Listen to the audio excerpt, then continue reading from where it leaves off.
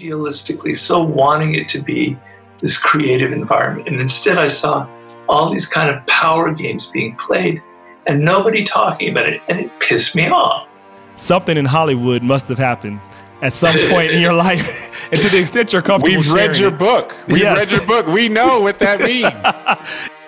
For this one director, I would write a lot of his dialogue, and I would start stream of consciousness. I would take over and I would write whole blocks of dialogue. Pages and pages were my writing. I never got credit. I never got paid. Nobody ever knew about this. And that's law number 7 in the 48 Laws of Power.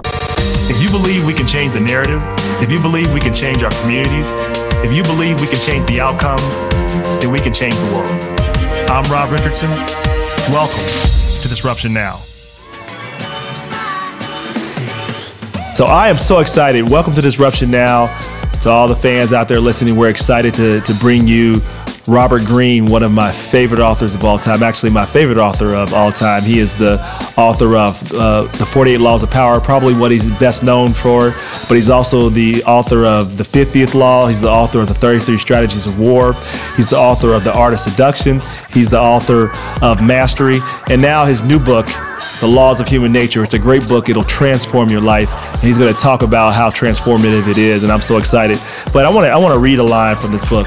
And he starts off the book with these words: if you come across any special trait of meanness or stupidity, be careful to not let it annoy you or frustrate you, but you ought to just make sure you put it in your knowledge of human character, that this is who humans are. So he teaches that, and he teaches you the laws of human nature. And I think he teaches the most important thing we can learn, that we have to be self-aware.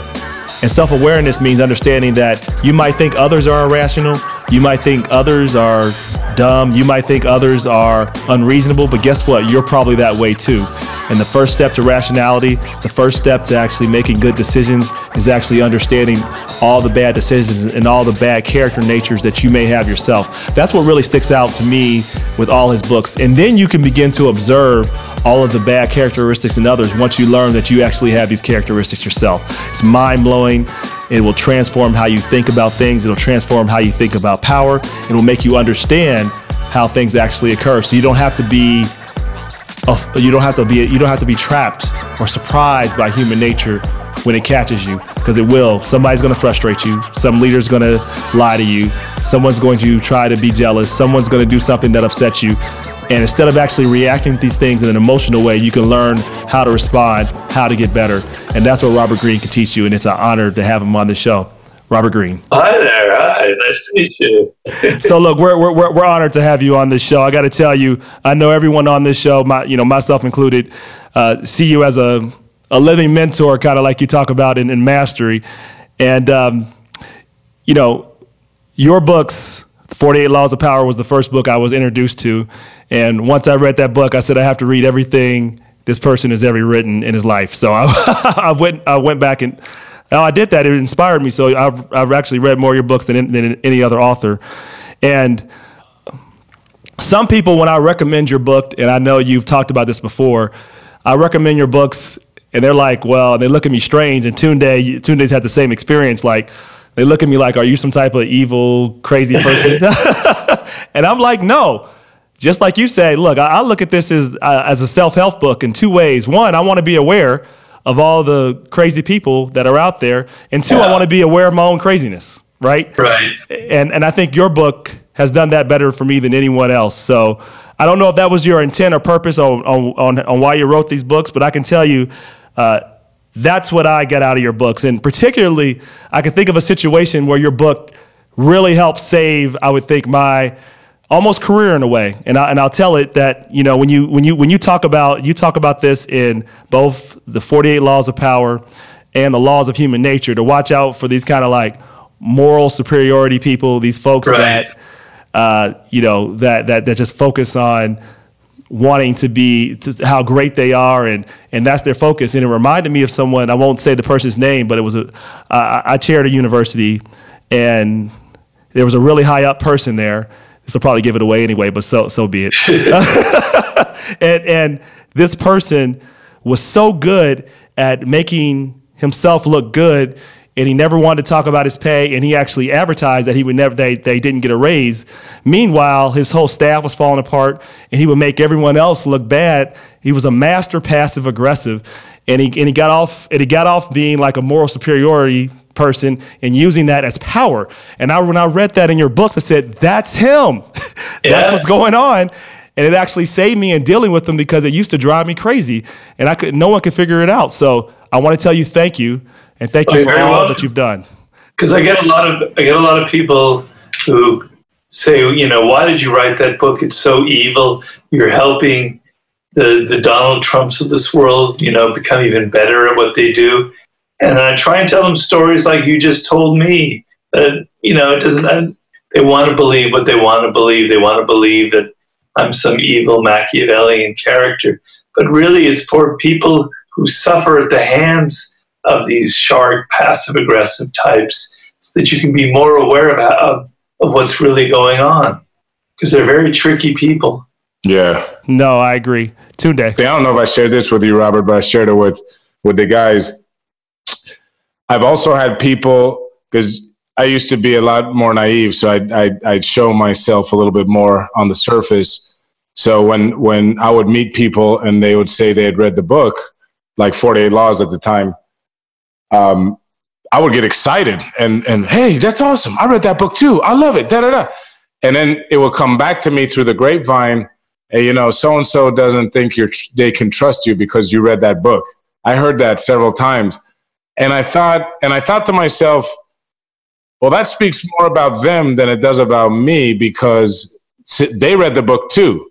So that tells me about them, you know, like how they look at it, that someone would use this to purposely be more Machiavellian or more sinister versus the way we look at it. So it kind of helped me realize that, okay, if I meet someone that has an issue that I read that book, that's also something to watch out for. Oh, that's very true. That's very true. Yeah, because it shows how they would themselves use that information, and that, you know, so it's interesting. I find it reveals a lot about people, how they react to the book, whether they get all defensive and insecure, or whether they can be kind of an adult about it and say, yeah, some of the book's a little exaggerated. I wouldn't go out and crush my enemy totally. I understand there's a bit of irony involved. It kind of separates people who have sort of an adult viewpoint from people who are kind of, I find, kind of childish about the whole thing. You also got, you know, Robert, you made a point. This is a good transition to a question that I know Tunde wants to ask. It's because people have a hard time knowing that they're irrational, as you talk about in the book, that people like to believe that they're the most rational people ever, and most of those people are actually very irrational. And I know, Tunde, you deal a lot with this in the markets. You want to talk to him a little bit about that? Yeah, what do you call it? Kind of because I was thinking about the different chapters you have in the various books. So, you know, beware the snares of groupthink. I think in the latest book, it's the crowdthink, chapter 6. The Law of Short-Sightedness with John Locke and the South Sea Company. So this kind of the group think that gets euphoric, and we see it because I'm in the capital markets and own a wealth management firm, so I kind of understand that from crowdthink. But we see it like, it's funny. We send an email out to our clients the day of the Uber IPO. It's kind of the most recent thing I can think of as one of these crowd moments, and got to be careful with compliance listening in. I'm not trying to talk about my business directly and solicit anything, but and I'm making stock recommendations here. But what we did was we sent an email to clients saying, because I got a few phone calls and all that, and I just put it out there. We're not recommending an investment in Uber right now on the day of the IPO. And I kind of went through my reasonings. You know, it appears with the volume and how we're seeing it trade that, you know, the early entrants are taking their profits. We like investing in companies that have a track record of actually making money, that, you know, have a cash flow statement that's positive and that pay dividends. So it was like, I just wanted to put that out there to everybody, because everyone's getting caught up in the hype of watching the news, and because they drive in Ubers and they think, oh, Uber's just going to do great. But my experience had told me, you know, the crowd thinks one way, let's try and actually look at facts and be rational. And the facts told me this probably isn't the time to look at something like this. So I think, yeah, the markets are a great example of kind of the current world's environment of the crowd and groupthink and where those risks lie. And I think Bitcoin, to not get into all that, but that could be another example, more of an unregulated example, you know? Definitely. Well, these things keep recurring throughout history. These bubbles, the South Sea bubble, the railroad bubble in the 19th century, the 1920s, the tech boom and burst in 2000, and they occur in these continual cycles. And why? Why are people that stupid? You think that people who are in investing and in finance would be extremely rational and would know the history of bubbles and would know that every time there is a bubble, people come up with that famous quote, well, this time it's different. With derivatives and all the stuff that was going on in 2006. This is a different kind of finance. We're in a new tech environment. We've created a new tool. It's not like it ever was in the past, Bitcoins, it's not. It's the same thing. It's human stupidity that's generating these bubbles, not anything else. And you'd think that people who had so much on the line and meaning their livelihood and their money would at least understand the continual cycle of boom of these bubbles. We're going through one right now, supposedly a new kind of debt bubble. A lot of corporations and countries taking on way too much debt. So we're probably just returning to the same cycle. The only thing that's happening now is these bubbles are occurring more and more frequently. And speaking to that point, and I want to get to Carlton next, but I want to have a follow-up with that. In your book, in the Laws of Human Nature, you talk about a bubble, the South Sea stock within England, which was kind of a debt bubble too, in a way. And what was interesting to me, that was kind of scary, was that Isaac Newton, of all people, the person who created mathematics, couldn't see the logic. Couldn't see that this wasn't logical, this wasn't rational. He saw it a little bit, but he still found himself getting caught up. This is my question. If somebody like Isaac Newton could get caught up in this, how in the world are we protected? What are we supposed to do? How are we going to not get caught up in the madness? A lot of people who are that pride themselves on being so rational, like an Isaac Newton, like a scientist, actually have a huge blind spot. They often are the first types that will fall for a con game or for some scheme like that, because they don't believe that they're at all vulnerable to ever being deceived or tricked. I just gave a talk yesterday at Google, as Tunde knows, and I opened up with the story of the South Sea bubble and Isaac Newton, so as a lesson to these extremely smart, kind of brilliant tech people at Google, that this is what's happening to you. You have this huge blind spot because you think you're in science, you're in technology. It would never happen to me. Well, the whole point is to have some humility and to have some understanding of history, that we are all vulnerable. We are all susceptible to these kind of cons or these kind of group things that occur. Even me, who wrote the book, I'm susceptible to it. I know that I'm human. I know I have this weakness. That small degree of humility and self-awareness is often enough to protect you, so that before you step in and completely invest in Bitcoin, you go, well, is this really the rational part of me that's getting involved here?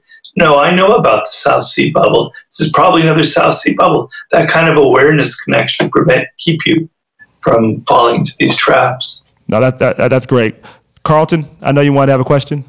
Yeah, thank you. Now, just waiting my turn. Before asking my question, and thank you for having me, I kind of wanted to just disagree a little bit with what Tunde said before and get your take on that before asking the question, because I tend to actually hoard the books and information and only share them with a very few people. So, which I actually kind of feel like is a strategy of the book in a way. And personally, I am a little afraid of someone when I walk in and see this book, because I think it is a very powerful book, and I think it can go into the hands of good and it can go into the hands of bad. So I don't know if that makes me one of those people to watch out for, but I do only share this book with very few people or the information, because it's a great tool. And I think if you're using my second book, The Art of Seduction, you definitely want to put a different cover on it, or at least disguise that. For sure. Well, my question really had to do with a couple of points that you had, especially dealing with jealousy. I tend to take a lot of your points very literal and apply them that way. And so I've created compelling spectacles. I court a lot of attention in my business, and I never appear to be too perfect. But while doing that, I seem to have attracted a lot of negative attention that I never foresaw coming, and has almost has led to times of great stress in the business. I'm in a medical industry, so it's brought on a lot of jealousy, envy, and a lot of other issues from following these practices. So question is kind of, what are your thoughts on that, on how to mitigate those risks, those toxic individuals who can bring that type of stress to your door when you are acting in this capacity? Well, can you give me one anecdote of somebody and their envy and how it caused stress with you? I'm just sort of curious. I got a perfect story. Real quick. I mean, we do a great deal of marketing, a lot of creative marketing, a lot of publicity and public displays of what we do. And we're very creative and good at it. But while doing so, people who typically can't compete on that level have, for instance, called health inspectors, federal regulators, and people of that nature into our business with false claims, almost to the point now where we're on a first name basis with them, and they just kind of like toss their hands up. They don't care anymore. But initially, it just caused a great problem. And when someone who doesn't have understanding that it's coming from jealousy or envy takes a little seriously, it can be quite expensive and very stressful to the business. Well, I think there's a film director named Ingrid Bergman who once said that envy is a tax that you pay for success. So whenever you're successful, they just think of it as a tax that you're paying on top of the other taxes that you're paying. The people, you're going to suffer from envy. It just goes with any kind of successful venture. So I have a lot of strategies in those books for how you can deflect envy, how, as you say, you don't appear to be too perfect. You can be a little bit more humble. You don't crow about your success. You talk about all the factors that led to your success. Like, it wasn't just me. I've been lucky. I had, a good mentor, my parents. So you sort of deflect and don't make everything look like you're this perfect individual. But even all of that, you can apply all those strategies. There are still going to be people who feel envy, particularly in the business world, particularly with rivals. And there's nothing you can do about it. There's no strategy that I could possibly invent that will prevent people from feeling envy, because it's so embedded in human nature. The only thing you can prevent in these instances is your reaction to it. First of all, don't be surprised. Don't get emotional. Don't get thinking like this is personal. No, it's just this natural human tendency for people to be envious of those who've had more success. They're always comparing themselves to others. They're comparing themselves to me, and I've done better. So I'm not going to get embroiled. I'm not going to see that it's something. I'm going to recognize envy for what it is. I'm going to have some distance from it, and I'm going to do what I can to not get embroiled in some kind of drama that a lot of envious people want to get us into. So if you can keep a little emotional distance, that's the best thing I can recommend. But, a lot of people who attract envy, they have a certain personality type where they are almost too self-promoting. They almost don't know how to disguise how great they are, or how naturally gifted they are, or how popular they are. So sometimes it's the person's fault for not knowing how to kind of tone down their colors a little bit and learn how to. If you show that you're interested in other people and you have some self-deprecating humor, for instance, you can go a long way. And I talked in this recent book about Robert Rubin, who was the head of Goldman Sachs and then went on to work in the Obama administration. And from what I could read, this guy was an absolute genius at deflecting envy. And who would be more of a magnet of envy than this man, who at a very early age rose to the top of Goldman Sachs? But he was so gifted socially. He always gave credit for his brilliant ideas to other people. He always acknowledged that he was very lucky. He showed interest when there was a meeting. He would be interested in the ideas of the lowest person at that meeting. He just knew that envy in an environment like Goldman Sachs was radioactive, and he was just very aware of it and very careful to deflect it. So I hope I'm answering your question in some way, but that's how I'd approach it. Can I play the other side of that? Because I think what also Carlton might be getting to is beyond preventing envy, which is not possible, as you said, is human nature. What about avoiding people and bringing them in too close?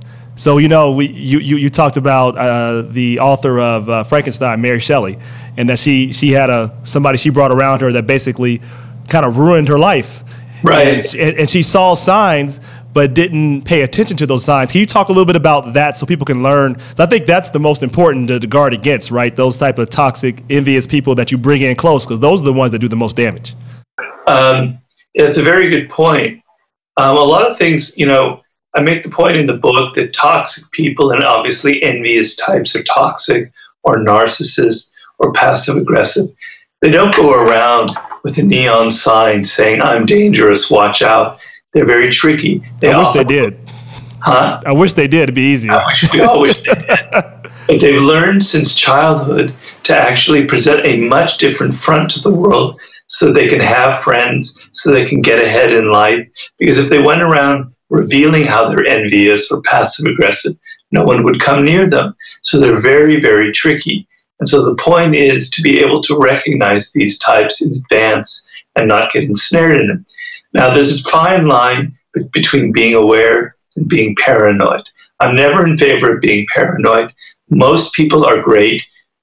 95% of people are not toxic enviers. And you don't have to go around worrying about every single thing that people are saying and doing. It'll drive you crazy. It would. You just have to be aware of that 5% of people out there who can be dangerous, so that your antennae go up, start flickering when you notice signs that could reveal toxic envy. And a very classic sign, probably the number one sign, is someone who tries to befriend you so quickly without the usual warm-up that a friendship requires, that there's something going on that's strange, because it's not natural for people to open themselves up so quickly to a stranger and want to befriend you. And so that's a sign that something strange is probably going on. Because when you meet somebody for the first time, it's natural for humans, this is definitely a part of human nature, to be a little bit wary of strangers. Sure. I don't know you. You could be somebody who you could have real credible skeletons in your closet. I got to be a little, wary. For someone to not have that distance is a sign of something strange going on. Now, they could be just a really friendly person, fine. And your antennae went up and you're watching them. And maybe there's not a problem. But oftentimes, they're trying to befriend you so that they don't realize it themselves, but they want to sabotage you. They want to get closer to you so they can gather information, so they can steal your spouse from you, so they can talk dirt behind your back after they've gathered information, so they can hurt your company or do something from the inside. And you're letting them into your life. And that's the perfect disguise for a toxic envier. Robert, you said something that I think is key for me, at least what I took away from the latest book, that they may not be aware of it themselves. And I think that's why it was so influential or just eye-opening to read the childhood parts of the stories that you told. I mean, I was amazed at with Rockefeller how going back to his childhood is what led him to want to have the lack of control as a young child. He found the ability to control things through ledgers and accounting, which led him into numbers, which led him being the richest guy in human history until, I guess, Bezos. So it's interesting because I think the way we talked about it earlier about, Carlton and I might approach how we see others that have looked at your work a certain way. But the reality is, both of us need to realize that most of the things that we may take as negative coming at us from other people usually aren't even done consciously by those people. And I think that's why what I got from when I was going through my stuff originally, reading 48 Laws years ago, was the need to distance myself emotionally from that into, whatever was going on in that moment. And I think by having that knowledge, like you're saying, by being aware of these things about what makes humans tick, you can take yourself out of the middle and say, you know what, this isn't that personal. This person's just like this. Whether it was me or someone else standing here in front of them, they'd probably act the same way. Yeah, very, very true. The thing about envy and about a lot of these other qualities is that we don't want to admit to ourselves that we have this emotion. And envy is the number one thing like that. Nobody goes around saying, I'm an envious type of person, because it's an ugly emotion. It says that I feel inferior to someone else. And we humans don't like to feel inferior to someone else, and to admit that we feel inferior, and to admit that it bothers us. So we tell ourselves a story. The story that we tell ourselves is that person that we envy is actually a mean, evil, not a person that doesn't deserve their success. Therefore, I'm justified to do something ugly against them. That's the story an envier tells themselves. You talked about Rockefeller. People who are extremely aggressive don't necessarily go around saying, I'm an aggressive person. I love pushing people around, although there are some like that. Yeah, there are. I'm not naming names of presidents or anything like that. But Rockefeller had what I call the aggressor's narrative. He tells a story to himself that he's doing this for the good of mankind, that he's creating this monopoly, that he's going to bring the cheapest price of oil to the American public. It's all justified. The business is chaotic. I'm going to bring order. Therefore, anything I do is justified. The social justice warrior. I talk a book about the shadow side of the human personality and how we're all kind of disguising these sort of darker impulses. Well, a great disguise for getting out your shadow is the social justice warrior. You believe so strongly in this cause that it justifies being mean and nasty and manipulative to people on the internet, on social media, or whatever, because it's all for this great cause that I'm supporting, right? So people don't tell themselves that they're being talked. They don't tell themselves they're being envious or aggressive or manipulative. They have another story. And the thing that I've always said since the beginning of my books, since the 48 Laws, that the best liars, the best con artists, the best deceivers are the ones who actually sincerely believe what they're selling. If they believe it, it's hard for us not to think that it's true. So there's an element of kind of convincing yourself of these stories that I'm just telling you. That's actually a good transition. I want to talk about that. When you think about how human nature right now, it's so hard to control. And you talk in your book about appearance bias a lot and what happens there. And particularly when you think about the age of social media, social media, as you said, I think really hits our tribal instincts more than anything else. Really, we have a perfect medium for it. Michael Eric Dyson said it this way: social media amplifies pre-existing conditions of human nature, the jealousy, the envy, the grandiosity. You can go through it. So, my question in this age of social media: how in the world do we combat this?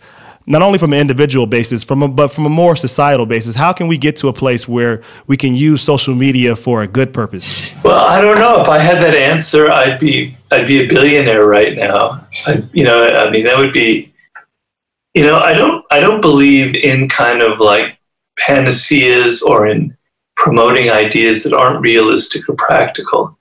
The darker, inferior parts of human nature, the animal parts of human nature, eventually rise to the top.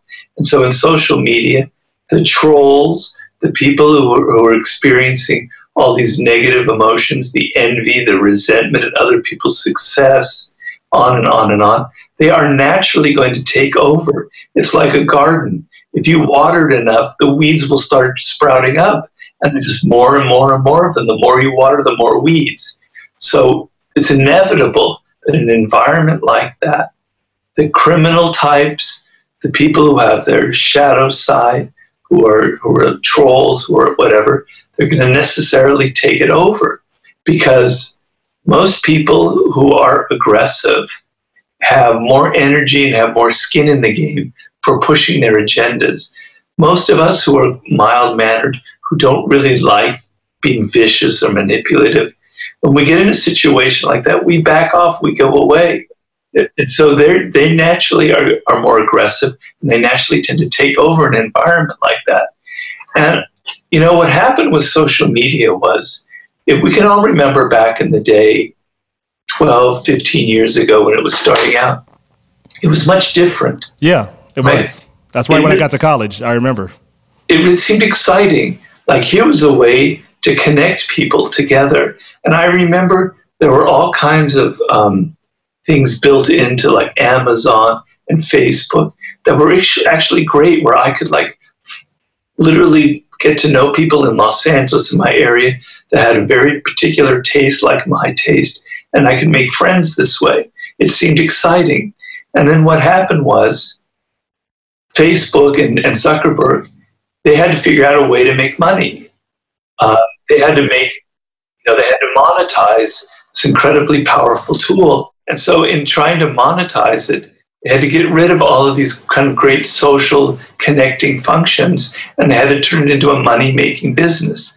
And when they turned it into this money-making business, where it was all about kind of gathering your private information and selling it, and they changed the whole nature of the beast.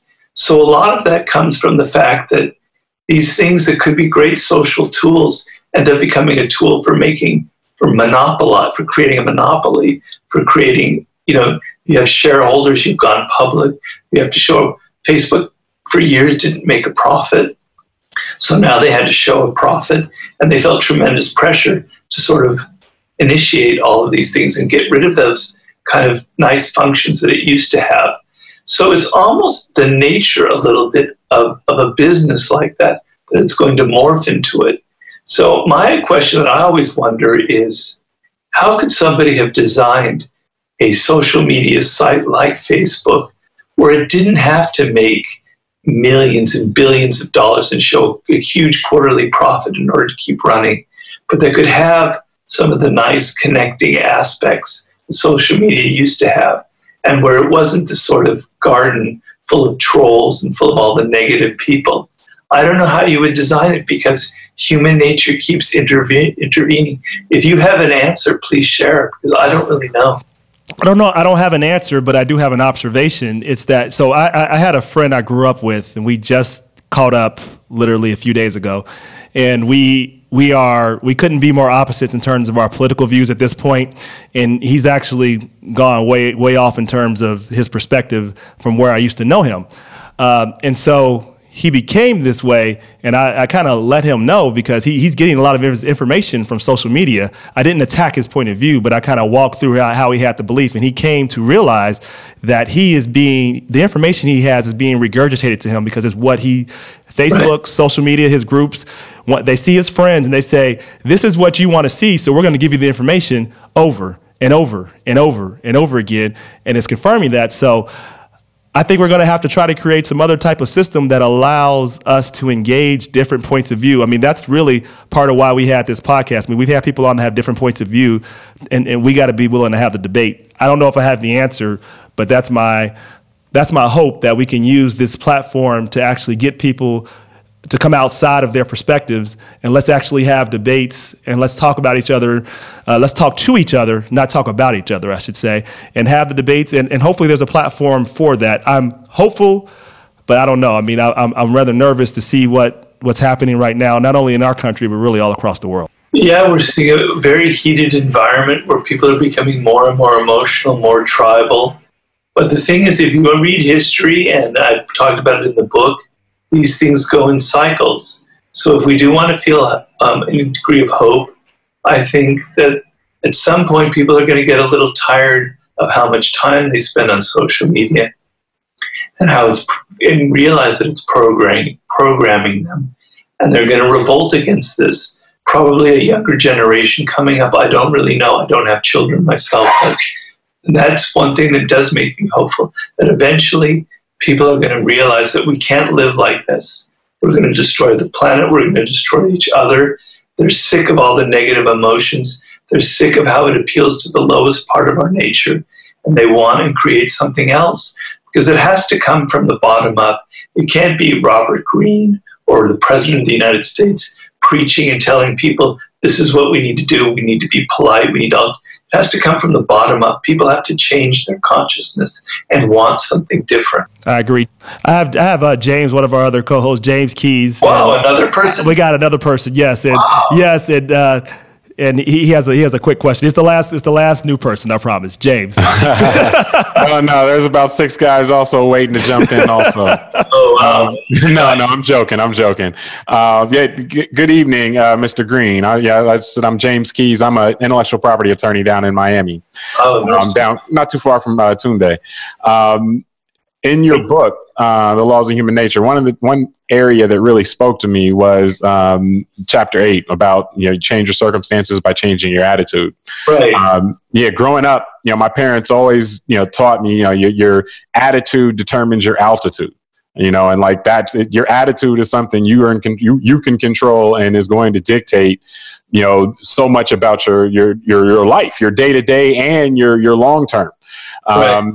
And so, one of the things you talk about mitigating against highly dangerous forms of negativity is keeping your mind occupied, and not stewing on problems. One of the things that occurred to me, though, in reading that is that this type of like structural and rituals or routines kind of seem to be built into certain parts of like organized religion and the military.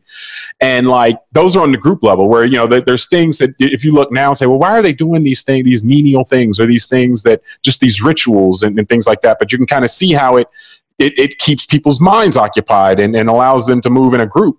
But how about on a secular level, on an individual level? It seems there's do you speak to each person and try to teach this lesson? Now, as an author, that's maybe something you can do. But from a large scale standpoint, it seems so vast to try to impart this type of the mindset on people that they really are creating their own hell, a lot of times with their attitude. Like, how do you see that as something that can be pushed out more broadly? It's a very good question. The thing I talk to individuals about that chapter is, you're creating your own misery. You're making yourself miserable with your own thoughts and your own attitude towards life. And what if I could give you a pill that would suddenly make you not miserable, that would make you happy, that would make you excited, that would make you interested in life, that would get you out of your own little inner hell of thoughts, etc. You would take that pill pretty quickly, right? You would even pay me $10,000, $20,000, $30,000 to have that. Well, I can give you this pill. It's your attitude. It's not going to cost you any money, but it's going to take some effort. But you just have to be aware that the way you look at the world determines what happens to you. And your attitude creates a self-fulfilling prophecy. So if you approach people and you feel kind of hostile, slightly negative and insecure about them, like you think that they don't like you, they pick up that vibe from you, and that they get defensive in return. And as you pick up their defensiveness, you get even more paranoid and even more suspicious, and it feeds yourself. So you're creating the circumstances of your own life through your attitude. People pick up when they approach you, whether you're friendly, hostile, open, or closed.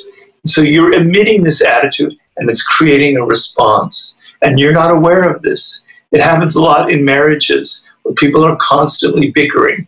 And they always think it's the other person, it's the wife. She's the one that's always creating trouble. I'm just this nice guy. No, it's a dynamic. She's probably picking up little vibes from you that are irritating, that originate from you. So how you approach people, how you look at them, is how they will treat you in response. That one little fact can revolutionize your life, because now you can walk into it. I tell people, if there's some boss who's tormenting you, who's awful, who's what we call a psychotic boss. I've had one. Yeah, go ahead. Sorry. You can't seem to say or do anything right. I mean, probably that's maybe too extreme an example, but if you go in the next time you meet with him or her, you tell yourself in your brain over and over again, I actually like this person. I understand them. They come from a very difficult, they were probably beaten as a child. They had a hard childhood. Their facade of being mean and tough is just a facade. You know, maybe there's something else there. Maybe I actually like them. Just try that as an experiment. I know it's difficult with some people, but try it. You'll see oftentimes that just by feeling that and thinking that, you alter how they respond to you and you unfreeze the situation. I don't want to be Pollyannish here because it won't always work, but you have tremendous power by what you project onto other people, by your own attitude, by your own feelings. When it comes to a group, if you're a leader, you definitely can alter the attitude of the group. I taught a chapter in there on authority, and I talk in a lot of my books about what proper leadership is, and it all comes from the top. So if you're a leader who respects your employees, who thinks of them as each one has something to contribute, that has potentially creative possibilities, things to contribute. And yes, I have to be a little wary of some of them. I can't be totally, in love with all of my employees, but generally I respect them. The employees feel that. They feel it coming from, they can feel disrespect. They can feel the fact that you feel so superior to them, that you're not even interested in their lives. They understand that you're sitting in your office and not working half as hard as you're asking other people to work. And your attitude is infecting them and creating a dysfunctional group environment.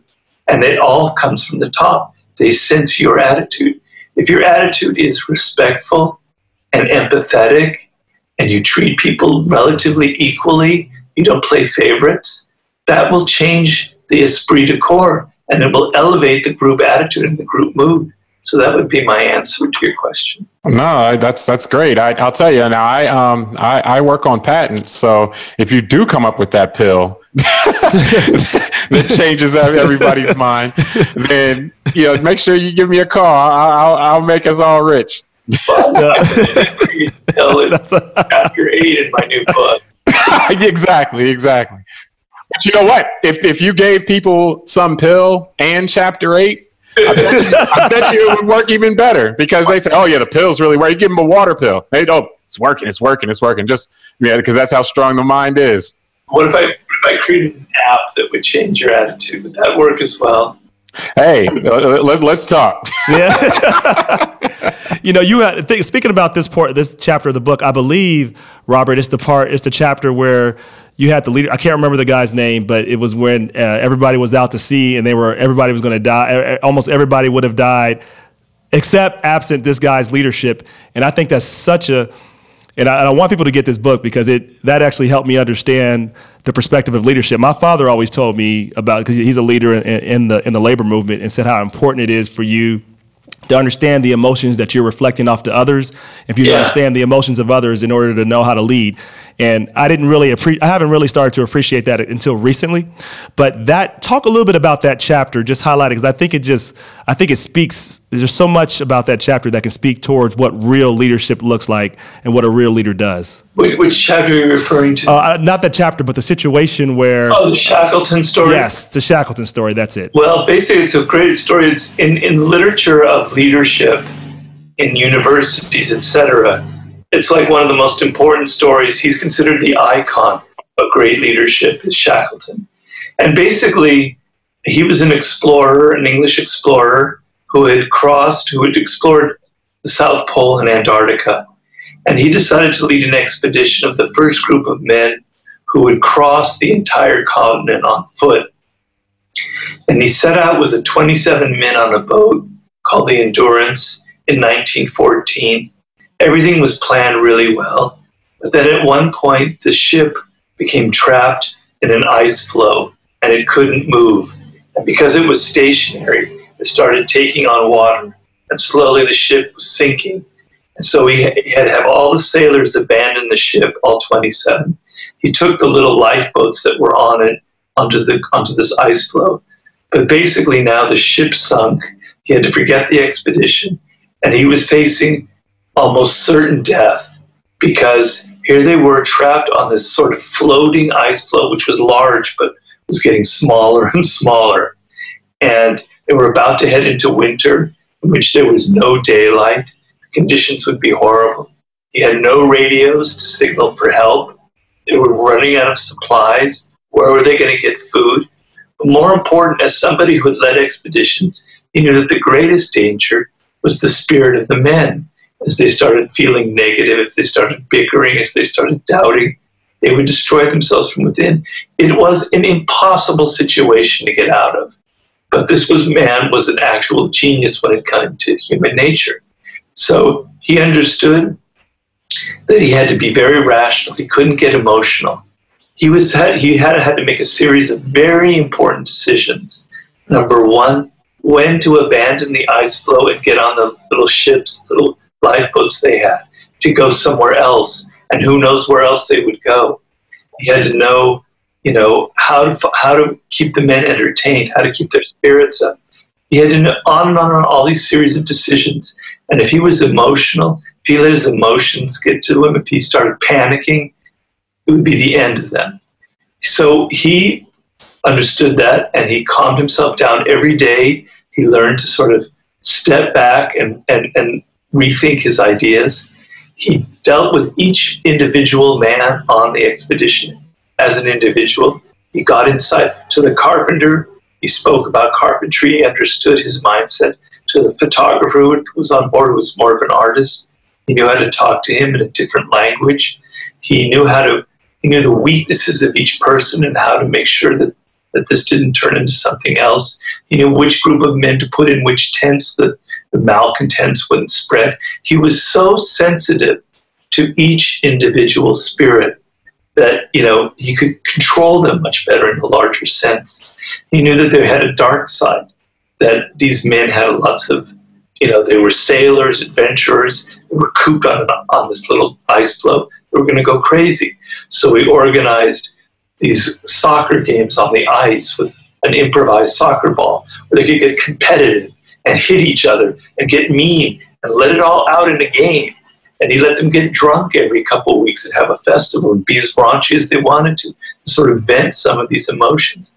On and on. Which is counterintuitive. A lot of people say the leader would say, let's just make sure everybody stays focused and don't and actually not allow people to have that venting, which probably would have led to the destruction. It was something awful would have happened. It would have come out in some other way. And I also like the one part of the chapter you focused on that talked about what really stuck out to me was when you said you knew there was one person that really affected the mood of the whole group, and he had to isolate that person in certain ways to make sure he didn't infect the whole group. Otherwise, everyone was brought down. That really spoke to me to think about who's in your organization that has that attitude, and how do you work with the problem before it metastasizes? I thought that was brilliant. Well, think of it, the key there is you've got 27 men, and you have to pay attention to each one of them. If you have an office and you have 27 employees, inevitably there will be one malcontent among them who's going to spread, and it only takes one to really ruin the spirit in a group. And you as a leader have to be attentive to each person. You don't know necessarily who that is. People wear masks, they don't show it. And what the brilliance of Shackleton was, he was paying attention to each one of these men. He would personally talk to them and converse with them and interact with them every day. He didn't neglect anyone. He was getting into their spirit. But that attentiveness to each person allowed him to identify the malcontent and isolate him and not make sure he didn't spread trouble. He didn't physically isolate him. He made sure that he put him, for example, in a tent with other people who weren't potentially other malcontents, who would kind of raise his spirit up, etc. But that attentiveness, that sensitivity to people's individuality is what makes a great leader. And the proof is in the pudding. He ended up leading them onto those lifeboats to an island 300 miles away. And from there, he knew they couldn't stay on that little island because there was no food. He got 6 men on a tiny little lifeboat and crossed 800 miles of the most treacherous waters on the planet Earth, waves 30 feet high on this little 10-foot lifeboat. Absolutely incredible. And he brought them to this island and rescued all of the men. But how he managed to keep their spirits together and how he managed to, work with their spirit and make sure that they didn't sort of dissolve from within is one of the greatest stories in the leadership history of all time. Absolutely. James, I know, James, you had a follow-up question. Well, it actually just touches on the story you just told, but also throughout your books, and human nature is no exception to this. Your use of historical examples to provide context and illustration is like captivating. It's like it could be. I could read those all day, and then I get to also read, how you apply it and stuff, which is great. But just the historical examples are just amazing. What inspires you to use such an approach? And how are you able to find such just spot on examples in the great expanse of history?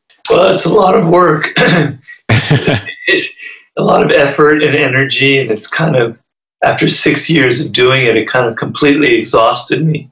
But I've been doing it since the 48 Laws of Power. And my intuition when I wrote my first book was, I want to make a book that's entertaining. I just don't want to throw information at people. Mm-hmm. I read a lot of books that bore the hell out of me, and I don't want to be one of those writers that writes a boring book.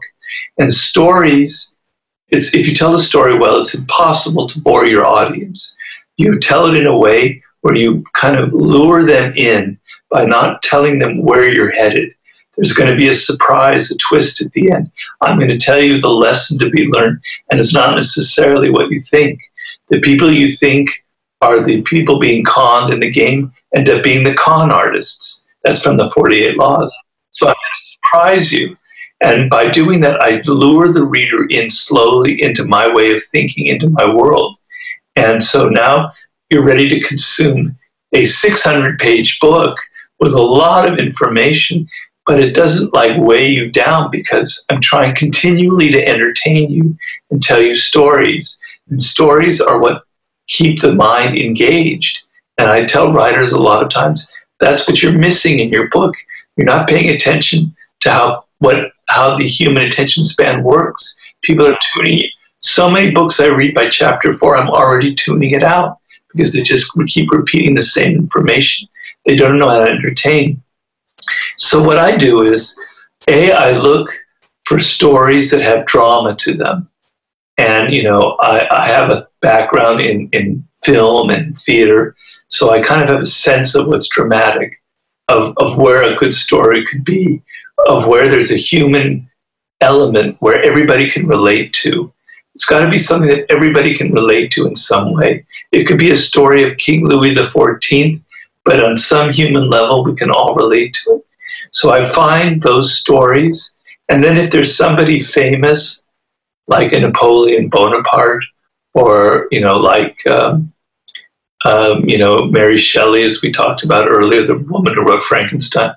I read very long biographies, but I'm looking for little nuggets in those stories, in those books, that other people aren't looking at, but I think are extremely telling about that person's character.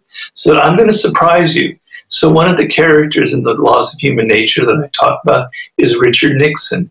He's the exemplary story of the shadow, the dark side of the human personality.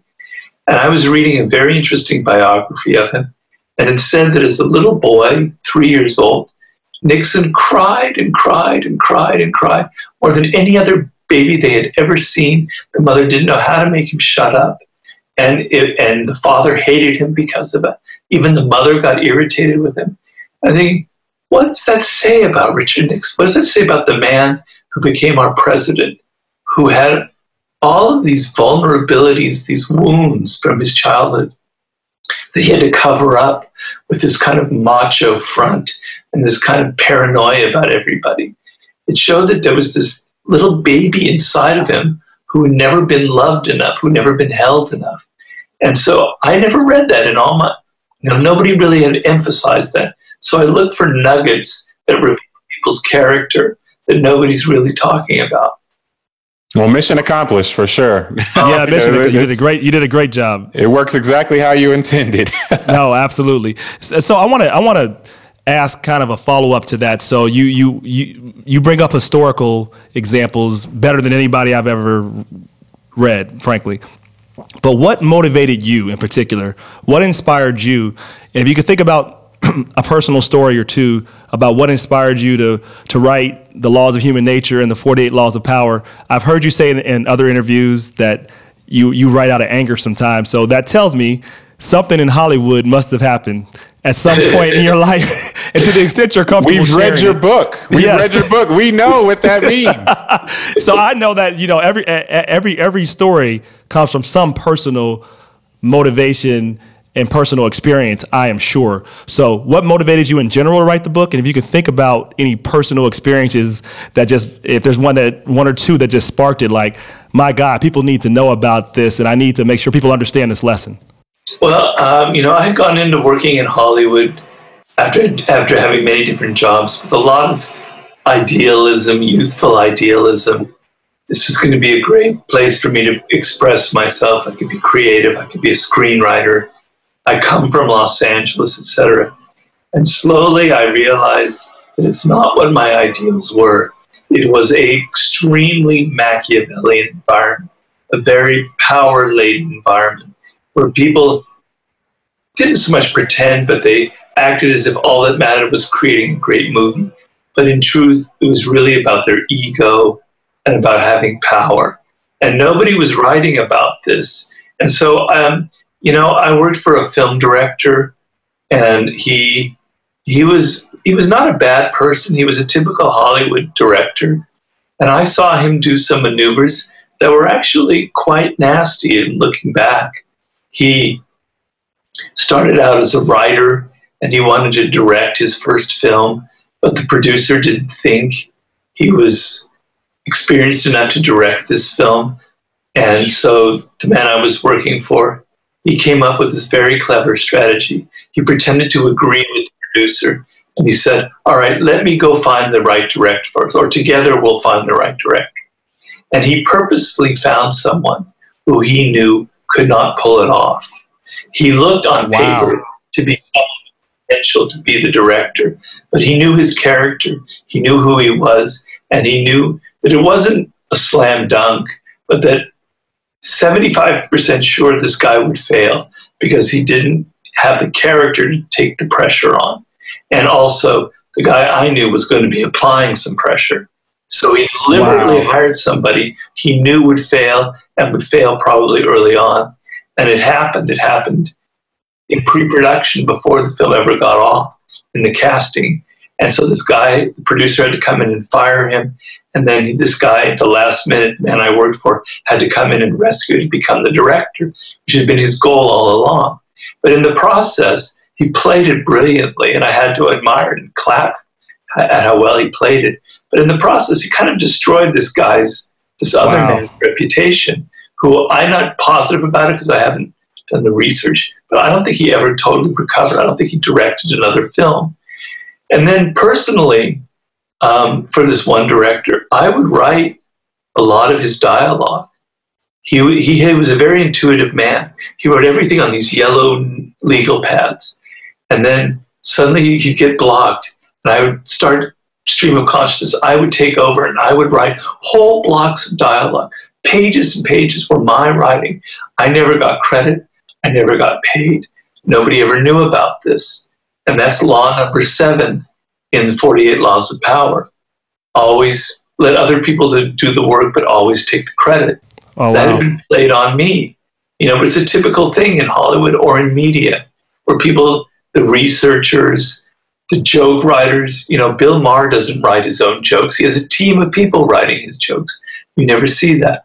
So I had this kind of I went in so idealistically, so wanting it to be this creative environment. And instead I saw all these kind of power games being played and nobody talking about it. And it pissed me off.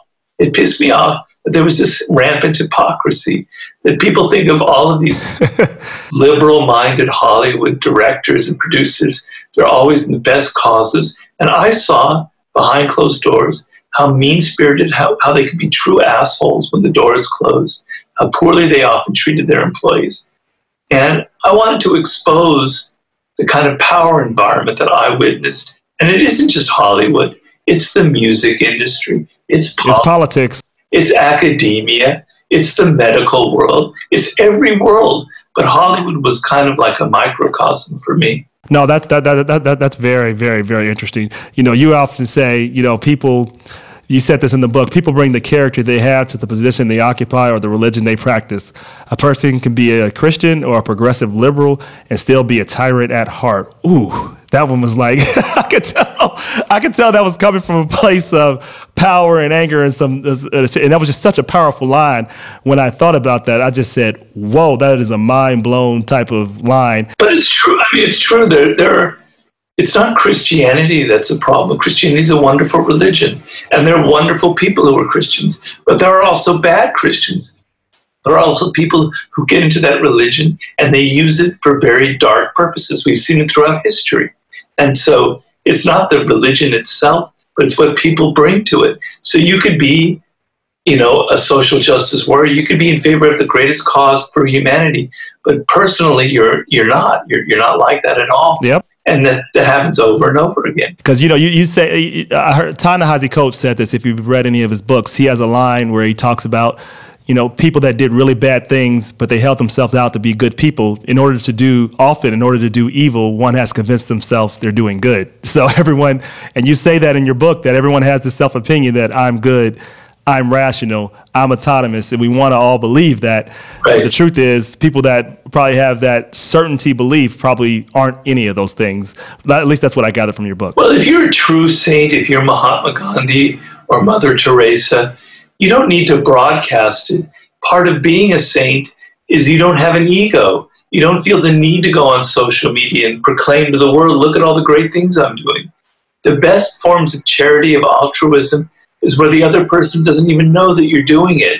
You're hiding yourself so they don't feel beholden to you. You're not lording over them your act of charity. So a true saint doesn't need to promote him or herself. And the fact that you have to promote this is a sign of something a little bit dubious. Yes, speaking and going a little bit of a different direction, but I think it's relevant to what you just said. You know, you talked, this is a while back, and you did an interview in The Guardian speaking about vulture capitalism. You talked about people who sell this dream that's not true. And people honestly look up to leaders like this. They assume that, okay, we get there by being mean, being vindictive. You said this, you know, the great thing about America is that you can come from the worst of circumstances. Somebody like 50 Cent, Jay-Z, their success are the people that we want to celebrate, not the vulture capitalists. Speak more to what you meant by that and how your books may speak to that. What's the word, the vulture capitalists? Is that the word that I used? You did. I did, okay. and we loved it. And we loved it. Oh man, we loved it. We loved it. Yeah, incredible phrasing. I took out some of the other. It was the reference you were talking about. Just so I'll give you the full context. I know you've given a lot of interviews, so I'll give you the full quote. Yeah. You were talking about Obama and Mitt Romney and the perspectives of what you had then and why you had those beliefs and how we should celebrate success in America. So that was what you were talking about, and it was during that.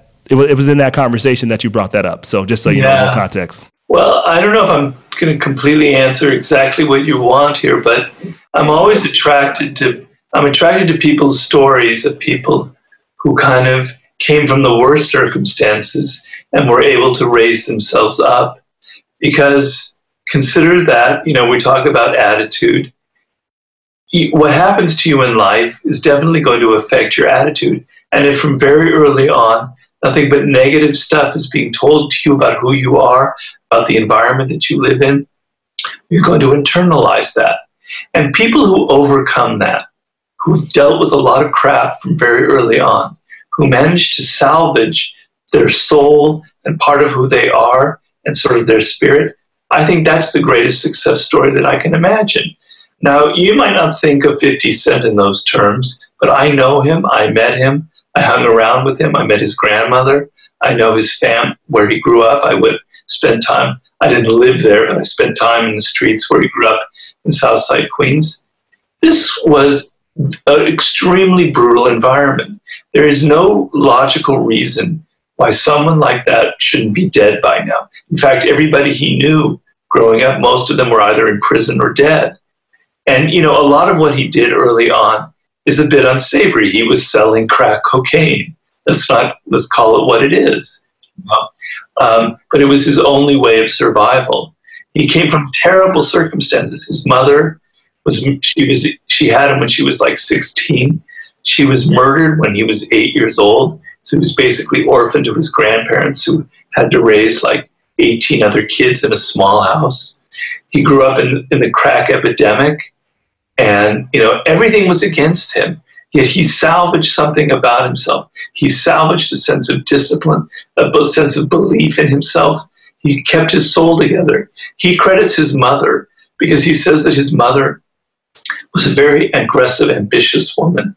She had ambition. She wanted to be something in life.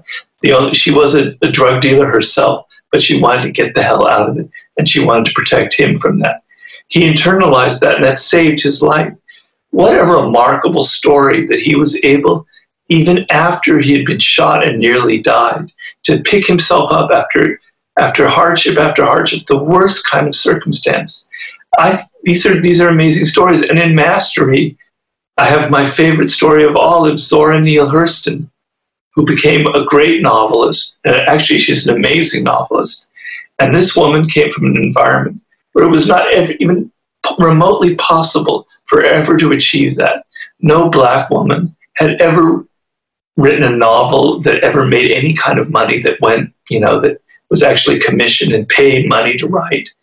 And she was a maid working in rich people's houses. She had no money, no education, no chances. And yet with her attitude and her spirit and her discipline and her self-love and awareness, she became an incredibly successful novelist, the first Black female writer to ever make money writing. These are the kind of stories that are very American. You know, we have a lot of stories in the 19th century of people like that. These are what we should be celebrating. The Donald Trump Juniors of the world, or even Donald Trump himself, who were born with a silver spoon in their mouth, or the Bushes. I don't consider that interesting to me at all, because they were given, it's like running a 100-meter race and you get to start at the 50 yards into it, 50 meters into it. Of course you're going to win. Yeah, I mean, my mother always said, you measure a person's success not by how far they've came, but the obstacles and the struggles they had to overcome in order to achieve that success. So I completely agree. It's something that my mother's really talked to me a lot about. So, and from a person, I grew up middle class, but I have a learning disability. And, my teachers told me I would never go to college, and I almost failed the 2nd and 6th grade. I have 2 degrees now, long story bearable. But I had a mother that always infected me with the right attitude. She said, look, no one gets to define you. You define yourself, for yourself, by yourself. And so I am fortunate to have that, but others don't have that. Like 50 Cent didn't probably have that chance, and the fact that he got there is amazing. And I think it's easy to judge, to say he did something wrong or he did things that were criminal. But you know what? Lots of people make mistakes, and when you come from difficult circumstances, if you have to come from those circumstances, then you judge there first. So I want to talk a little bit about. May I ask you a question about that real quick, Rob, before you transition? So I know the characteristics that you're saying are great about these individuals, but I'd like to know what the number one consistent theme is in these individuals who do persevere to greatness. Well, they have a kind of vision of themselves. I talk a little bit in Mastery about a sense of calling, a sense of destiny, where you feel like you were destined for something greater and you were meant to accomplish something in life. That is something that's a common theme that I find in these backgrounds. So I know that in Zora Neale Hurston's story, she had this feeling from very early on that she was going to be a successful writer. She had that image in her head when she was a little girl, before she'd experienced any of the really incredible hardships that occurred to her. I know that 50 Cent, at a very early age, had always seen himself as becoming an extremely successful entrepreneur. So it's a degree of self-belief. And so what happens when you have that self-belief is that when you have failure, which is inevitable, when you have hardship, when you have obstacles thrown at you, when people don't believe you, you don't get crushed by it. Yeah, you have moments of doubt. Yes, you get maybe angry and frustrated, but you bounce back up because you know deep inside you were meant for something else. There's no way I could ever compare myself to those circumstances because I too came from a reasonably comfortable middle-class environment, you know, and had good parents. But I had a lot of negativity when it came to me becoming a writer. And I remember when I was in my 20s, I was in New York. I was a journalist for a magazine. And I'd written this article that I thought was really good. And the editor had lunch with me. And I thought he was going to compliment me on the article that I wrote. And after he downed his second martini, he started ripping into me. And he started saying, you know, Robert, you really should start considering going to law school. You're never going to make it as a writer. You're too undisciplined. You're too wild. You're all over the place. You just don't have the head for making it in writing. And, you know, that's the kind of thing that could really crush somebody. That could really make you, you know, he was a successful editor. And what I did was, I've always wanted to be a writer. I always wanted it so badly, and I knew that I had something worthwhile to express. But my response was, maybe he's not totally wrong. Maybe journalism is the right thing for me, and maybe he's got his finger on it. I was a little bit angry, I can't deny it, but I'm not going to get bitter about this. All he's telling me is, I need to keep writing. I just have to find the right medium. Maybe it's film, maybe it's screenwriting, etc. And then I segued into that. But I always had a belief that I was going to be a successful writer. And I had terrible doubts, terrible moments, but that belief as a child that you were destined for something, I think is absolutely critical for overcoming all the crap that the world will inevitably throw at you. So I have a follow-up to that. When you think, because your books, I always think there's some inherent tension to parts of your books, right? So I have a similar belief that I was going to grow up and do great things, and I had that reinforced, and I had to overcome teachers that said I would never go to college, and so I think that served me well. However, I do see that there can be, you can take that too far, and in your book you talk about grandiosity, right? Yeah. And you get to the point where you have this belief and it detaches from reality. So here's the question.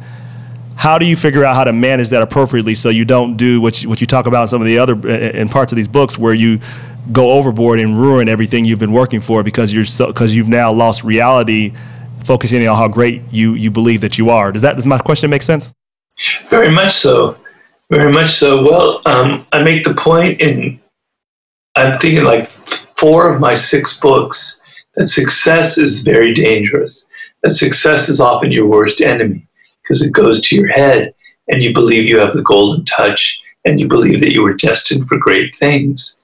And so I know personally that each time I finish a book, I bring myself back down to earth and I tell myself, all right, that book is successful, but my next book is probably going to fail because I don't have the golden touch. I have to work really hard and I have to keep myself from not getting that, from not, believing in my own myth.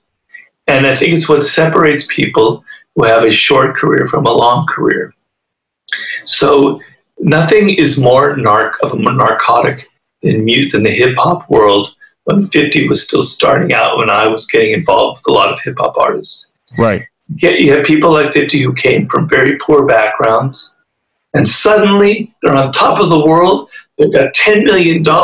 They got all the women fawning all over them. And they never do another album after that. They're one-album wonders because the success was like a drug. It went to their head, and they lack the discipline. And they're young. Like dealing with that at 20 or 21 is totally different than dealing with that at 40.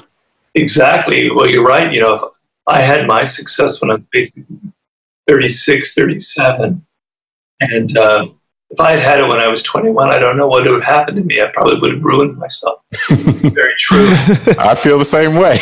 I feel third. I agree. But yeah, so, when it came to someone like 50, he was extremely practical and very ambitious. So he wasn't satisfied with just having one record. He saw on the streets, his favorite motto was, never get high on your own supply.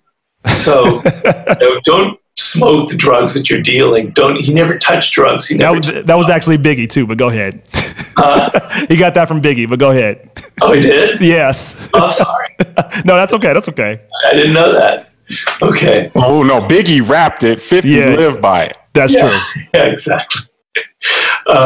He knew the dangers of he saw what drugs did, and he saw that success was like a drug, and he saw other rappers, and he saw what happened to them. And he had some good mentors. His name is escaping me, from Run DMC. But anyway, he had good mentors, and he knew that he didn't want to get caught up in what had destroyed the careers of so many other rappers. So he had a good lesson in front of him. So your self-awareness, your humility, your understanding of human nature will sustain you, and you won't be a one-hit wonder. You understand the history and the dangers that success present. And this isn't just for hip-hop artists. I see it all the time with business people that I consult with, CEOs who think that they have the golden touch, and who, because they started a company that is turned into a $1 billion business, that they know how to do everything. So they call me in to give them advice because they're running into problems. They won't listen to anything I say, even though they're paying me, because they think they know everything. And that's what success will do to you. The Michael Eisner story that you provided in the book was amazing. Yeah, it was just mind-boggling, because that's stuff we saw from the outside, but to see it on the inside was amazing on this very point. Yeah. We admire the Jay-Z's and kind of that first generation, those that made it. But I guess the human issue and the human nature part is the next 2 to 3 generations behind those matriarchs and patriarchs usually end up being the types of personalities that then you tend to not glorify in your writing. So I don't know if there's a way for us to get out of that as humans, but it seems like that's the constant turn that every few generations starts over. Well, there are examples in history of people who do come from wealthy circumstances who end up being incredibly successful. And I often wonder, maybe at some point I would like to study them to see the commonalities there. I know today I was visiting one of my doctors, and he was telling me the story that he was treating this guy who was the son of the people who started Baskin Robbins, the ice cream chain. And the son, is wealthier than his father. He became a record producer who was extremely successful. And I was thinking, how could somebody who comes with a silver spoon in his mouth and even exceed his father? That's so unusual. What was it about his childhood? I don't know. But I think there is a way to make it so that your children have a sense that life involves struggle, that they have to learn some skills, some resources from within that you can't provide them. In other words, you let them fall, you let them fail, you let them have problems, and you let them get out of it themselves. Sort of how Phil Jackson would coach when the team was starting to fall apart. He would let them go further with it so they would learn on their own how to coach themselves. So if you're always helicoptering your children and trying to make everything easy for them, they have a new word for it. I think it's called the snow plowing parent, where you're trying to make everything easy and smooth for them. You're setting them up for disaster, because life isn't like that. So if you can at least, you're not going to bring them back to your circumstances, but if you can at least let them have some hardships on their own and suffer a little bit, so that they have a sense that this is what life involves. I know a good example of one of these people is Warren Buffett. I don't know what has happened to his children, but he was very, very careful to not spoil them with the billions of dollars that he has, and to make sure that they learned early on to get out on their own, to make their own money, without kind of being mean-spirited about it. I don't have the exact details on it, but I remember reading that in his biography, and I was struck that maybe there is an alternative strategy for people who are successful, who can kind of let their children kind of experience hardships that don't crush them, but that help develop their spirit in some way. I think there's a way to do it. I don't have all the answers. Maybe it's a subject for another book. Yeah, but that'll be the next book for sure. I want to get towards the end because I know we're getting close here on time. So let me just ask a few other questions. I want to talk about, as we talk about, you talked about being hyper certain as a leader, but I want to talk about group dynamics because that's something that's very important, and particularly with recent events. The documentary. How They See Us. It's just came out about the Central Five group and the group of teens that were wrongly accused of raping a white woman, 5 black teens. Right. And people were hyper convinced that those teenagers that did it, absent actual DNA evidence, and people still to this day are claiming that they believe they could be guilty even with the evidence. So my question is, thinking about this in the current context, what can we draw from this as an example to figure out how we don't let the hyper certainty of the group let it affect our thinking and our own rational sense? Well, people come with their own preconceptions, their own biases. And so when you read the news or you see an event, you're going to interpret it through that lens of your own ideas and value. And so the solution that I have is to realize that it's probably affecting you. Now, you obviously weren't into that group think about the Central Park 5, and rightly so, and you're more rational than that. But there are probably other things where you do reveal a little bit of that tendency, where you're quick to judge something based on your own preconceptions. So you have to have some humility in life. You have to understand that you are a human being. You're not a god. You're not a superhero. That you are susceptible to all the flaws in the way the human brain is wired that I'm talking about in this book. So it's not always the other people who are stupid. It's not always the other people who are irrational or narcissistic or aggressive. It's inside you as well. And you need to look within and not be so certain about all of your own ideas and opinions. And a point I try and make in the book is the more certain you are about your ideas, the more convinced you are about your own convictions, the more you are certainly being irrational and being governed by your emotions, and the more dangerous it becomes. And you can flip this around. When we look at politicians and leaders who inspire us or who influence us, we're often attracted to people who have that kind of hyper conviction and hyper certainty, because we believe that if someone is so certain about the truth, it must be real. Why would somebody be so sincere and so full of conviction if they were wrong? Well, people who are so certain and so full of conviction are actually very wrong often. That's exactly what they're covering up. They're covering up their weaknesses. They're covering up the fact that they don't really know, with this macho veneer of, I know for the fact what's going on. So we need, as humans, to be very wary of those leaders, of those kind of, those kind of, sometimes language fades. Well, I know what you mean. The type of leaders that try to convince you they're right about everything. But you know what? You talked about, Linda, what's the hard part for me is that sometimes those are the most influential and best leaders sometimes, but they also have a dark side. So you think about Lyndon Johnson. He said, what convinces is conviction. People have to believe that you believe in what you're saying.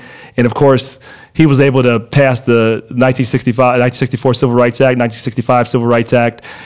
And he also did a lot of bad things because of that. So I guess there's this that goes back to the tension in the book. And, that's just so how do you, I guess it's a two-part question. And I want to get to a final question. How do you, if you're a leader that happens to be that way, I consider myself to be that type of leader, and I know that can be flawed sometimes. How do you manage yourself from not going overboard? And then how do you realistically, because people want to follow confident, charismatic leaders. Right. In practical terms, how does that really work? How can we guard against that, knowing our human nature is the one to do that, myself included? Like if you give me between a person that can speak well and a person that's boring, I'm probably going to go with the good speaker. I like to say I'm going to go with the substantive person, but my instincts tell me I'm probably going to go with the best speaker. How do you guard against that? How do you guard against not falling for the most charismatic leader and not necessarily the most substantive? Well, there's nothing wrong with a charismatic leader per se. There have been a lot of great charismatic leaders in the past who have done a lot of good. In The Art of Seduction, I wrote a chapter on charisma, and I talk about Malcolm X. And this is a man who had tremendous charisma, and he was an incredible preacher. And I use him as sort of a way to analyze where charisma comes from and how it works. And it can be a very powerful tool for the positive, for inspiring people to join a very worthwhile cause. But, you know, is the charisma, does it come from some kind of personal darkness? Does it come from some kind of personal issue where you're trying to get the love, support, and recognition that you're not getting in your own life? Does it come from some dark desire for power? Or does it actually come from a desire to promote some cause, and you realize that it's important to have that kind of charismatic appeal? I have nothing against appealing to people's emotions, and I have a problem, believe it or not, with a lot of the Democratic candidates now who I think are missing that. I don't think are able to inspire people with a sort of a larger vision. I agree. Of where America should be headed. That's what scares me, but go ahead. Sorry. So yeah, it scares me too. So it's a very good question, and it's a fine line. So, you know, how do you determine who is an Adolf Hitler and who is more of like a Malcolm X or Martin Luther King? It's very difficult. But I think there are ways and things that, first of all, you know, how much does it depend on creating hatred and feeding and binding the group through hatred of the enemy? Or is it actually geared towards getting practical results? Are you there just to vent your own frustration and anger, or are you there to actually change the world? And you can look at these leaders and see that. Are they just spouting a lot of words, or are they actually doing something practical in the world? Are they actually changing something? Is there actually some kind of real goal that they're aiming at? Or is it all just about rousing dark emotions?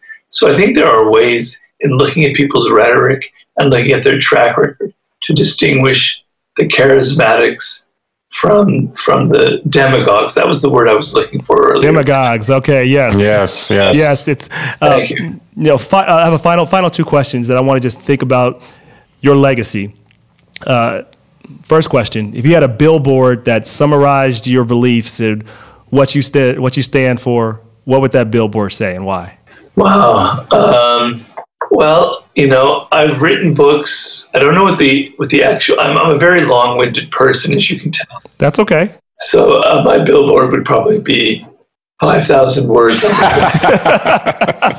No problem. But you know, it's about. I just want to. I'm a very practical person. I don't want to be someone who writes books that just kind of sell and entertain and are kind of out there. I want books that change you.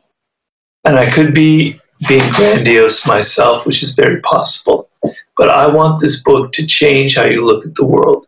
That's all I want. I mean, of course, I do want to make money from the book. I can't deny that. But my real goal is to literally get inside you and change how you look at the world, because changing people's consciousness is what actually changes their actions and what happens. So my goal, and if I've ever had any success, and when people write to me telling me that I changed how they look at the world and how they look at people and themselves, that's to me a sign that I succeeded. And that's my greatest ambition. I don't know how to fit that on a billboard. No, you fit it in. You said you want to change people's perspective so they can change consciousness. Change consciousness. Change the world. That changed the world. That was a really good billboard. Okay. Final question. You have a committee of 3, living or dead, whoever you want. They get to advise you on all your work, all your life. Who are those people and why? Wow. This is probably the best person we could ask this question to. I know. I can't wait to hear the answer. Well, I'd probably go first to ancient history. I'd probably go to Socrates. I don't agree with everything that Socrates promotes, but I admire his methods so much.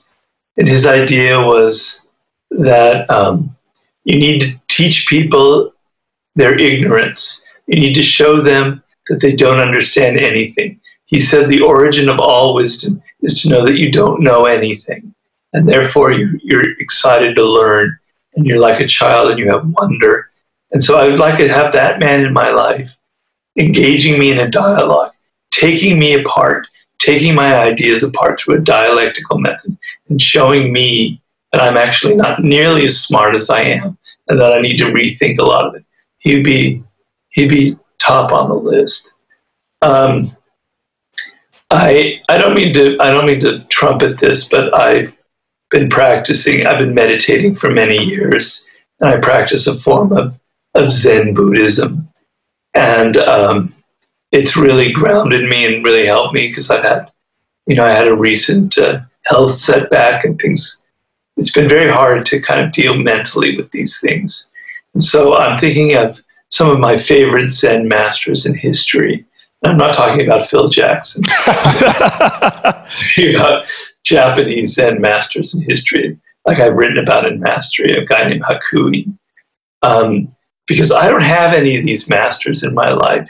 And supposedly a Zen master, it's not so much what they say, it's their energy that you can sense off of them that they have attained enlightenment and that they have ways of communicating that just change you.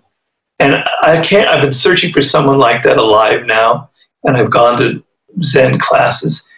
There's nobody like that, I don't think, in the world today, like these old masters. So I would choose one of them so that I could get richer in my sort of patience with myself. And then I would probably go to Abraham Lincoln, only because he is such a weird person, and I'm a weird person as well. And I don't think people realize how totally strange this man was. He was very much a poet. He wrote poetry as a young man. He was very sensitive and almost morbidly sensitive. He was constantly about death. He was this very kind of sensitive young man, but he was also at the same time very aggressive. He liked to box. And when he boxed, he liked to beat the hell out of someone. So he had these two sides that he couldn't quite unite in him, this kind of soft, sensitive side, this aggressive side. And I feel, I relate to that very strongly because I feel like I have that. I'm nowhere near as great as him, but I have that kind of two fighting sides to myself. And he integrated them through his work, through the personality that he created as president, using that sensitive side to be extremely empathetic towards the situation in the United States, towards not exacerbating it, to not making the tensions worse, to minimizing the loss of life, but also to be very strong and firm and to hold true to a course when everybody was doubting him. So that kind of, it's almost like a father figure, that kind of elemental, fatherly-like wisdom of a man who's dealing with the worst situation, everybody doubting him, everybody yelling at him, and yet he's able to stay secure in himself and kind of, the metaphor was guide the ship of the United States to safe waters. It's an amazing story, and I often wish he would be someone I would love to have a conversation with. I think there's a lot of wisdom there. Well, that's awesome. And I just want to tell you thank you for coming. And I know everybody else wants to tell you we're honored to have you on. We feel fortunate to have the opportunity and that you'd come to a startup like ours. We feel very fortunate, and we want to make sure everybody buys several of your books. Your new book, The Laws of Human Nature, I actually think all your work is great. I think this is the combination of all of your best work, and it brings everything to light. So I think people should start there. But all your books are great, and they did transform me and really helped me see all of the flaws, more of the flaws that I didn't even know I had, because I can just speak to so many parts of your book to say, that's me, I've definitely screwed that up. And the duality of our nature too. Exactly. How your greatest strength can be your greatest weakness. Yep. And just the consciousness that you speak about is powerful. It's powerful. Yeah, we thank you very much for coming on. It's been a pleasure for sure. But again, we're thankful to have you on. Hope you come on again. We're going to make sure everybody knows about your books. And we just want to thank you again. We really appreciate it. This has been an honor. Well, thank you all, John. great questions. I really enjoyed it. I hope you enjoyed that show.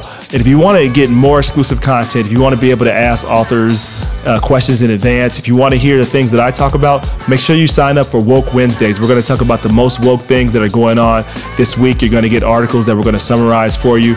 You're going to learn about quotations or quotes that I'm contemplating. You're going to learn about all the little things and research that's going on in terms of wokeness, because if you want to stay free, you got to stay woke.